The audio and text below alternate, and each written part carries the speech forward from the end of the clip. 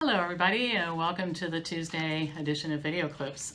First of all, this week's newsletter, which went out yesterday, features a very thoughtful editorial by Dr. Peter Breggin, my very good friend and business partner, who's 83 years old and writes his editorial from the standpoint of one of the people who would be vulnerable to the COVID-19 flu because he's of his age.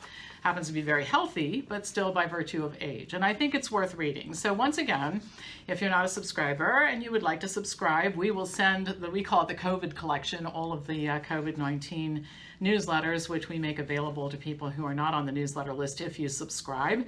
And my email address is pampopper@msn.com. Quick reminder, career discussions are still welcome. Lots of people in healthcare would like to be on the right side of healthcare or the less stressful side of healthcare or the educating people about informed decision-making side of healthcare. So if you want to talk about that, send me an email. I will set up a phone call to speak with you personally about it. I think that training healthcare professionals to practice differently is maybe one of the most important things we do here every day. So let me know if you'd like to do that. Next intro session by Zoom, which is just a brief talk by me and a Q&A. Really enjoy these a lot. Just got finished with one right before I turned on this camera.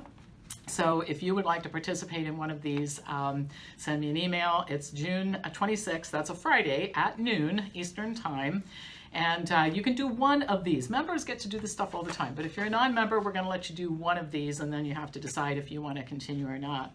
And then new courses coming up, ALS, contraceptive options for women, and Cancer 201, which is a deep dive into alternative treatments. We have a whole list of new courses this summer and into the fall that I think that you might want to look into.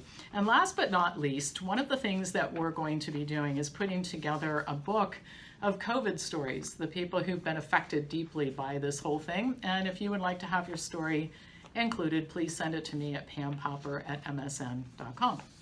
All right, so let's get into today's topic. And before I start discussing it, I want to talk about a few issues to set the stage. A lot of very terrible things have been happening lately. For weeks I've been talking about the lies we're being told daily, the irresponsible decisions made by health officials at the state and national and international levels, and the horrible consequences of all of this on billions of people all over the world. I mean, things are terrible here in the United States, but they're just as bad and in some cases a lot worse in other countries. Under normal circumstances, there are sharp differences of opinion among people in the United States, and the current situation and the stress and uncertainty associated with it has made this considerably worse. I mean, people are more polarized over COVID than they have been about politics, and boy, that's really saying something. Our rulers have deepened the divide even more by doing what other despotic regimes have done in the past. I mean, Hitler and Stalin and the communist governments, it's right from their playbook. You encourage citizens to snitch on each other. I mean, I'm sure you've heard the saying divide and conquer. Well, the reason why it's still part of our language is because it's true in all settings. I mean, parents can't raise children well when they're not united about issues like discipline. Companies and organizations fall apart due to infighting. And when citizens lose track of the things they share in common and instead focus on their differences and go to war with each other, well, that's when despots gain control and societies fall. I fear that if we don't change course soon, we're going to see that happen to us. One of the ways we can avoid this is to realize that a couple of things can be true at the same time. For example, I can be very concerned about protecting vulnerable people from the flu, but still be outraged about the collateral damage the lockdowns are inflicting on hundreds of millions of people. Those things can be true at the same time. I can be horrified about the killing of an African-American man by the police, and I can also think that destroying property and hurting other people in response to it is perhaps not the right thing to do. You can hold both of those thoughts at the same time. So I can and do hold these two opinions and thoughts at the same time. I think people have a right to peacefully protest in response to what happened to George Floyd. And I can ask a fair question also at the same time. If it's okay to allow thousands of people to gather close together, mostly without masks, to protest for several days in a row, why is it not okay to allow 200 people into a church? Why is it not okay for a restaurant to be fully occupied? And why are we talking about 6 feet between the desks for little school children in the fall? And why, if gatherings are so dangerous, are some of our rulers openly participating and showing up at these events without masks? These are fair questions. I'm not the only person asking them. And asking these questions does not in any way dampen or lessen my outrage over the things that have happened. Here are some examples. The Empress Whitmer in Michigan imposed some of the worst lockdown orders in the country, forbidding people to even do things like plant gardens and get in their boats. Yet she herself was shown in several pictures standing shoulder to shoulder protesting with other government officials and demonstrators. According to her office, she did not violate her executive order, but I actually looked up her executive order.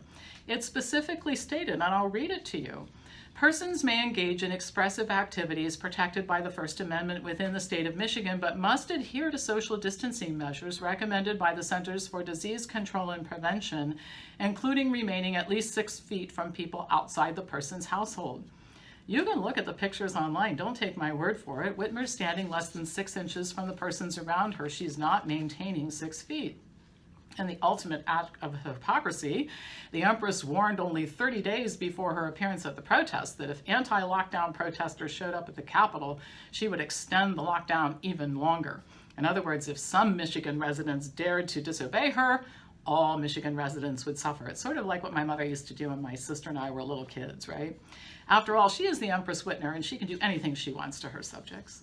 The king that now rules New Jersey, Phil Murphy, said that protesting against police brutality is much more important than protesting because your business is closed, you're going bankrupt, and you can't feed your children.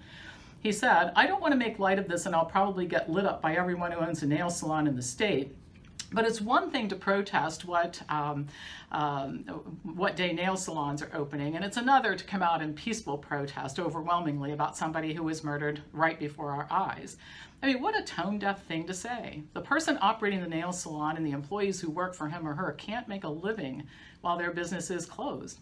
And the fact that they are concerned about their businesses and their families and their livelihoods and what they've worked for doesn't mean that they are not concerned about what happened to a black man in Minneapolis. Those two things can happen at the same time. And what is this guy, Phil Murphy? He doesn't care about the people who live in his state. Of course not. The lockdown hasn't hurt him financially. And the power-hungry despot couldn't care less about others, and he's openly showing it. He went on, and this is rich, to say, the decision to go out or not go out, as long as you do it responsibly, safely, and peacefully, well, that's a decision I would say in this particular instance I would leave to the individuals. Funny, almost all of his edicts from on high have not been left to individuals at all. They still can't open their businesses. They can't go back to work. His hypocrisy is disgusting, and I want to ask this. What if it had been the other way? What if he said, listen, we have to open up the economy. We have too many people who can't earn a living. The society is starting to fall apart. So you can do that, but you can't protest. I mean, people would have been ballistic, and justifiably so. So I think we have to look at these issues as a united people, not thinking that if you are for opening your business, you are against protesting about what happened to the poor man in Minneapolis. In Washington, D.C., Mayor Muriel Bowser on Friday visited a Black Lives Matter mural and removed her mask in order to pose with supporters and officials, all of them standing close together. It's always important to pose for pictures, and one of the things we know about the virus is it doesn't pass from person to person when you're posing for pictures, so that was like really okay. Public health experts who were enthusiastic supporters of lockdowns changed their minds about the need to remain at home and social distance when the protests started. This charming lady from Johns Hopkins, Jennifer Nuzzo, she's an epidemiologist, said, we should always evaluate the risks and benefits of efforts to control the virus. In this moment, the public health risks of not protesting to demand an end to systemic racism greatly exceed the harms of the virus. Really? But she wouldn't say that about taking care of your family or preserving a business you worked 30 years to build. This sounds exactly like statements made about the lockdown, that the health risks associated with it are exceeding the benefits. An example, last week I talked about the doctors in San Francisco who said that more people are dying of suicide than COVID in their areas, and perhaps the lockdown should end. You think? Yet it continues, with the protests in California are still going on. Thousands and thousands of people gathering, and I support their ability to do this. They should be able to do this. But if that's okay, tell me how we can justify letting young people kill themselves in despair instead of ending the lockdown. So the benefits of protesting exceed the risks of harm from the virus, but the benefits of preventing suicides and overdoses and deaths and bankruptcies and homelessness and food insecurity, that's entirely different in these people's minds. Abrar Karan, a physician at Brigham and Women's Hospital, was an avid supporter of lockdowns, another member of the ruling class that didn't have to worry about meeting a payroll or any financial insecurity on his part. He now tweets, "The injustice that's evident to everyone right now needs to be addressed. I agree. While I voiced concerns that protest risk creating more outbreaks, the status quo wasn't going to stop COVID-19 either." In other words, he's changed his mind about a couple of things. He thinks that staying at home doesn't stop the spread of COVID, and he's found a reason he thinks it's okay to go out. And again, this is one of the things that is just aggravating the heck out of me, is the idea that these superior people from on high are so much smarter than the rest of us, and they can change their mind on a whim. They can ruin the lives of tens of millions of people and then say, well, never mind, I think this over here is okay. And they don't really see the insincerity in what they're doing. Tom Frieden, former director of the Centers for Disease Control, just recently was cautioning about, oh my gosh, we have to be careful we don't open too fast because too many people in libraries and restaurants, we're all going to die of COVID. But now he thinks mass protests are just fine. He and others claim that if we don't address racial inequality now, it will be harder to fight COVID-19. Now, I'm trying to figure out why, and I thought that perhaps maybe this virus is found to be quite selective. It doesn't really spread if you're getting your picture taken in front of a mural, for example, but perhaps the virus has a temper, and if racial inequality is not addressed in short order, it's going to become lethal, more lethal to other people. I mean, what is this nonsense about? These people are talking nonsense. And again, we could do both things. We could have protests and we could let everybody out of their house who wants to go. You want to stay in your house, that's fine. But please, the people who are saying, I've got to get back to work, let's let them do that. Now, this whole idea of this virus, the differences in location and all this sort of thing, we have this right here in Ohio right now. Just to take a little sidebar from this, the Emperor of Ohio, Mike DeWine, governor, and his crying sidekick, Empress Amy, are now allowing weddings of up to 300 people in Ohio. Now, you can't have any other kind of gathering of 300 people, except if you're protesting or rioting or looting. That also works pretty well in Ohio. Weddings are okay, other gatherings besides protests not. Apparently the virus is pro-marriage and would not think of infecting anybody at a wedding, but large funerals and bar mitzvahs not allowed, so the virus clearly doesn't like dead people or Jews. I mean, what are we supposed to make of this nonsense? And we should all be upset about it, because what it's doing is it's causing people to become more divided, and that's the whole idea. So I guess the virus now has a temper, and if we don't address racism, there will be hell to pay. Well, I think there will be hell to pay if we don't address racism. I do think that. But I don't think that this has anything to do with the virus. I think that the fact that everybody's out and about right now and cheek to cheek downtown tells us that we should just leave our homes and stop this nonsense already. But our idiot rulers are so stupid, and they've gone so unchallenged by anybody in a public setting for so long that they don't realize how moronic they sound. I am all for addressing racism. I despise it. I don't practice it. I have been subject to a considerable amount of discrimination for other reasons, and I'd like to end it once and for all. But I can still think that what these people are saying and the rules they have established make no sense at all. And another thing, I watched some footage on YouTube of the protests, and some people were singing while they were standing close to each other. Now remember, Fauci the clown and the CDC at one point in time said singing was dangerous. I mean, Fauci actually used some pretty strong language, like church is like one of the most dangerous places you could be. And then, of course, they changed their mind, both of them. Neither the CDC nor Fauci can hold a consistent thought for longer than 10 days. And nobody's challenged. Nobody at the press conferences ever says, you know, Fauci, two days ago, you said something entirely different. Nobody calls him on it. Hundreds of public health workers signed an open letter just this week that was almost incomprehensible. I'm going to read a paragraph to you and you'll understand, stating that demonstrations against the lockdown were rooted in white nationalism and represented disrespect for Black lives. Apparently, the need to earn a living, educate your children, and feed your family are now a demonstration of white nationalism. Are you kidding me?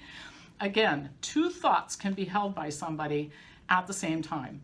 A white person can be against the senseless killing of Black people and still wonder why he can't go to work or visit a library. Social distancing is necessary at libraries and the zoo, but not when protesting. This is ludicrous, and it is definitely designed to separate us even more. The letter states, and this is pretty incredible, protests against systemic racism, which fosters the disproportionate burden of COVID-19 on Black communities and also perpetuates police violence, must be supported. Staying at home, social distancing, and public masking are effective at minimizing the spread of COVID-19. However, as public health advocates, we do not condemn these gatherings as risky for COVID-19 transmission. So what? Staying at home is protective, but they don't see going out as being risky. Well, these are two things you can't hold at the same time, because you cannot stay at home and go out and protest rather. So this is just an absolutely ridiculous contradiction, and again, people aren't being called on it. Perhaps the most hypocritically transparent response came from Bill de Blasio, the ruler of New York City. Throughout the lockdown, he specifically called out Jewish communities who disobeyed him by having large funerals. Clearly dangerous to be a Jew at a funeral, not dangerous at all to be downtown with 10,000 people protesting.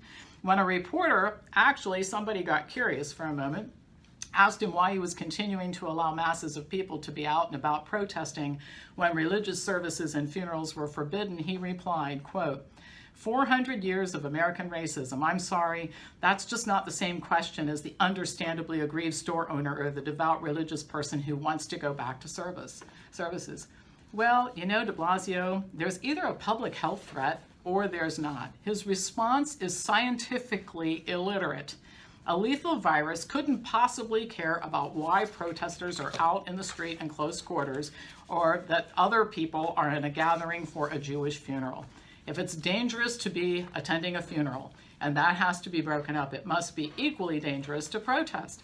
I'm for both. Again, you can do both things. Let's let Jewish people have a funeral and let's let people protest. They do not have to be mutually exclusive, and the fact that this is being done is a deliberate attempt to divide our population more. Still others argue that the virus doesn't spread easily outdoors and the protests are outdoors, which makes that okay, but this makes no sense because the beaches and playgrounds were closed and many still are. There must be another instance, this must be another example of the virus being very choosy. It's okay to be outdoors if you protest, no spread there, but if you're thinking about taking your kid to a playground or you want to lay in the sun on the beach, the virus spreads like wildfire. I mean, this is just insane. And the fact that so many people listen to it, we've got to stop that. I mean, we've got to wake people up and say, stop listening to this nonsense. It's nonsense at its face. Now, there are several points I want to make here. No more sarcasm. I want to get to some serious things. First, the idiots making these statements are trying to do what our rulers have been trying to do, turn us against one another. We can be simultaneously outraged at the needless death of a Black American and at the government's irresponsible decisions at the same time. And we should be together on all of these things because they affect all of us, we the people. Second, I want to call out the media. You know, nobody's ever stood at the press conference here in Ohio and asked Mike DeWine, how is it that a 7-year-old child can be dying in a hospital and both parents can't be in the room with her, and you've mobilized a group of people called the Patio Patrol to make sure young adults are standing 6 feet apart the first weekend the restaurants are open? How do you justify that, Mike? Nobody ever asks that. Well, I consider most members of the media criminal co-conspirators who've contributed to the death and destruction that's happened because they have not done their jobs. One of the jobs of the media is to hold government accountable and responsible, and they haven't done that. They sit there like sheep, reporting anything, any ridiculous crap that's fed to them by these people, and they have participated in making this problem worse. Columnist Bethany Mandel, who called for the lockdowns to end, ended up being called the grandma killer in a trending hashtag, and this is what she has to say. Quote, these people have killed tens of thousands of seniors in nursing homes. They won't let us go out of our homes for months. They've destroyed the economy. And now if you don't do what they've been telling us not to do at this time, to gather with other people, we're irredeemable racists. This is the scandal of the century, and we've all been played. Yes, we have been played. The smart thing would be, by the way, for these people who did this to come out and say they made a mistake. They made a mistake. They used the wrong models. Fauci, just tell everybody, all right? We could stop the nonsense and start rebuilding our country. And I think that these people would find that Americans can be pretty forgiving if people are honest with them. I know that my harsh statements about our idiot governor and his crying sidekick would be modified tremendously if the two of them got up in front of the cameras tomorrow and said, look, we've just come to a place where we got to stop all this nonsense, okay? Having to wear hazmat suits in the library is just really not so appropriate, so let's just stop this and go back to normal.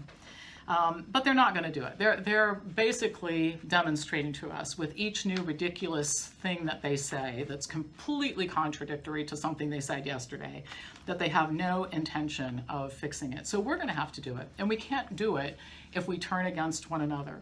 The awful situation has affected everybody, regardless of race, gender, religion, age, or any other identifying characteristic.